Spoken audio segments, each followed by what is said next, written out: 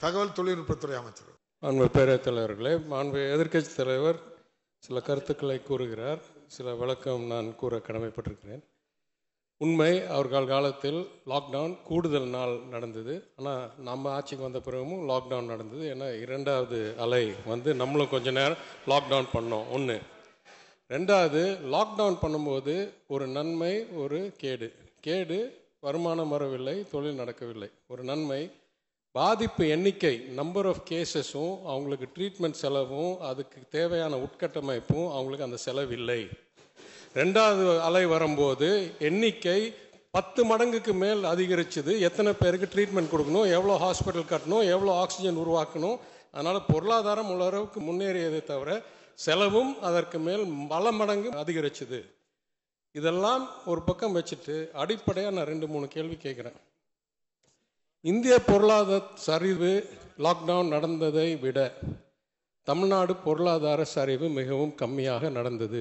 இது புள்ளி விவரத்தில் உண்மை, அதில் யாரும் மாற்று கருத்து இருக்க முடியாது.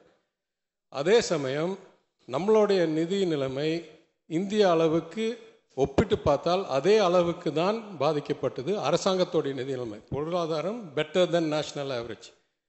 Fiscal situation average of the country. அடுத்த 2 ஆண்டுகளும் பொருளாதாரம் இங்கே நாடு அளவுக்கு கூட சிறப்பாக இல்லைன்னா நம்மளுக்கு டிப்ரெஷன் வரல, அதனால் நம்மளுக்கு க்ரோத் வரல. இந்தியா -6% போயிட்டு +14 வருது. நம்ம ஃப்ளாட்லேயே இருந்துட்டு +8 போகிறோம்.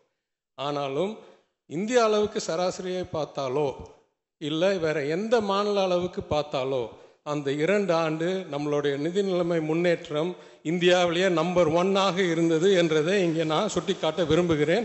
எல்லா வகையிலும் fiscal deficit percentage, revenue deficit percentage, total borrowing, எல்லாத்துலேயும். ஏன் இன்னும் சொல்கிறேன், 1920க்கு கொரோனான்றது நம்ம கேட்கல, 2021 தான் கொரோனா வந்துச்சு.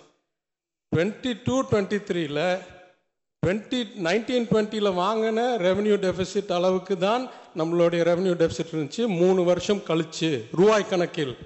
எனவே அந்த அளவுக்கு சிறப்பித்தோம் அந்த முதல் 2 ஆண்டுகளில்.